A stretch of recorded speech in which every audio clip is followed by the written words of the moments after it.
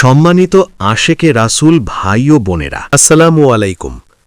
আপনারা নিশ্চয়ই লক্ষ্য করেছেন যে বিগত কয়েকদিন যাবৎ ফেসবুকে একটি মহল অপপ্রচার চালাচ্ছে দয়াল মা রহমাতুল্লাহি আলাইহে রওজা শরীফের আকৃতি নাকি পরিবর্তন করে ফেলা হয়েছে। এই বিষয়টি নিয়ে নামে বেনামে বিভিন্ন আইডি থেকে এবং অন্যান্য আশেকে রাসূলগণের আইডি ক্লোন করে ওইসব আইডি থেকেও উদ্দেশ্যপ্রণোদিতভাবে মিথ্যা অপপ্রচার চালানো হচ্ছে।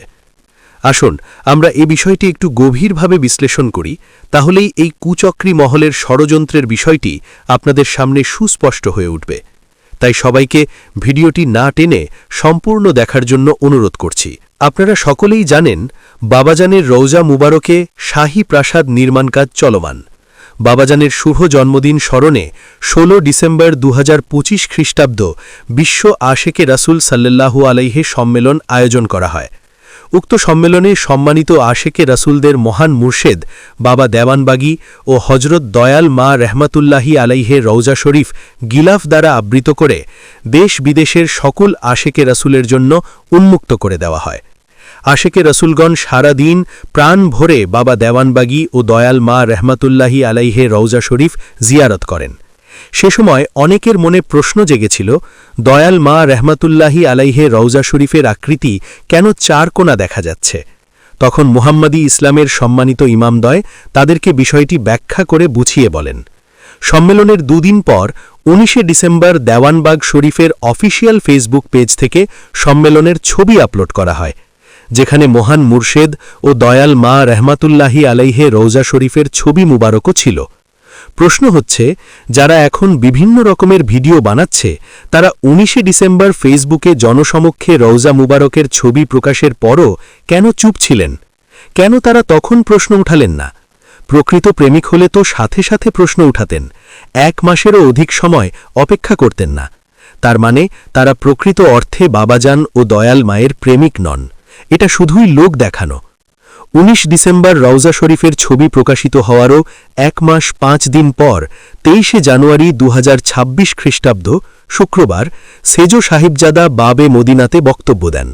সেই বক্তব্যে তিনি মেজো হুজুর কর্তৃক রওজা শরীফকে কবর আখ্যায়িত করা এবং রওজা শরীফের কাজ বন্ধের জন্য উকিল নোটিশ পাঠানোর বিষয়টি সবিস্তারে তুলে ধরেন। এর পর থেকেই তাদের মুর্শেদ প্রেম উথলে উঠল।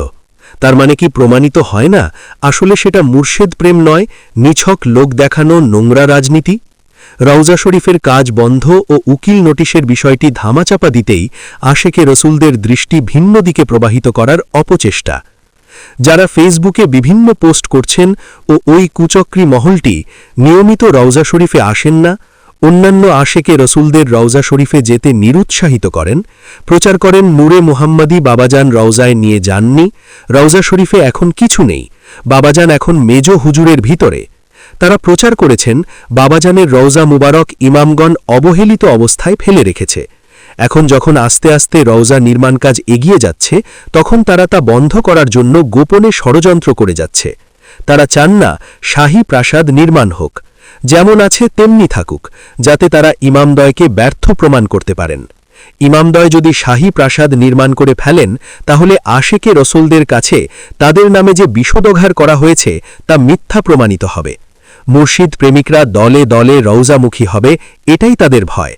যারা দীর্ঘ বছর ধরে চলে আসা রওজা শরীফে শাহী প্রাসাদ নির্মাণ ও সংস্কার কার্যে কখনোই অংশগ্রহণ করেননি, হঠাৎ করে সে সেজো সাহেবজাদা মেজো হুজুরের উকিল নোটিশ পাঠানোর বিষয়টি প্রকাশ করার পর থেকেই তারা রওজা মুবারক নিয়ে চিন্তিত হয়ে উঠলেন। তাদের এই গোপন ষড়যন্ত্র ফাঁস হয়ে যাওয়ায় তারা ক্ষিপ্ত হয়ে রওজা শরীফের প্রধান খাদেম রওজা মুবারক ভেঙে আকৃতি পরিবর্তন করেছে বলে নানা অভিযোগ তুলে আশেকে রাসূলদের বিভ্রান্ত করছেন। বাবাজান ও দয়াল মায়ের রওজা শরীফের আকৃতি কখনো পরিবর্তন করা হবে না, যেমন ছিল তেমনি থাকবে।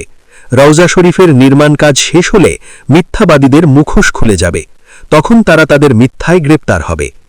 সম্মানিত ইমামদ্বয় বাবাজানের শিক্ষা ও আদর্শ প্রচার করার জন্য নিজেদের আত্মনিয়োগ করেছেন। তারা বাবাজানের দেওয়া পছন্দের লোগো, পতাকা, ওজিফা, শিক্ষা, মিলাদ, দুরুদ ও মোনাজাত সহ সকল কিছু কোনরূপ পরিবর্তন না করে বাবাজানের নির্দেশ মতো ধর্ম প্রচার করে যাচ্ছে। যারা কোনো কিছু পরিবর্তন না করে বাবাজানের ধর্ম মুহাম্মাদি ইসলাম প্রচার করছেন তারা বাবাজান ও দয়াল মায়ের রওজা মুবারক পরিবর্তন করে ফেলবেন, এটা কি বিশ্বাস করা যায়? রওজার সংস্কার কাজকে বাধাগ্রস্ত করার জন্যই তাদের এ অপপ্রচার। আশেকে রসুলদের কাছে বিনীত অনুরোধ, মহান মুর্শেদ বাবা দেওয়ানবাগী ও দয়াল মা রহমাতুল্লাহি আলাইহে রওজা শরীফ নিয়ে এই জঘন্য অপপ্রচারে কান দেবেন না। প্রকৃত সত্য মিথ্যা যাচাই করে তা বিশ্বাস করার জন্য বিশেষভাবে অনুরোধ করছি। যারা অপপ্রচার করছেন আপনাদের কাছে বিনীত অনুরোধ, মহান মুর্শেদ বাবা দেওয়ানবাগী ও দয়াল মা রহমাতুল্লাহি আলাইহে রওজা শরীফ নিয়ে এই জঘন্য অপপ্রচার বন্ধ করুন। ধন্যবাদ সবাইকে।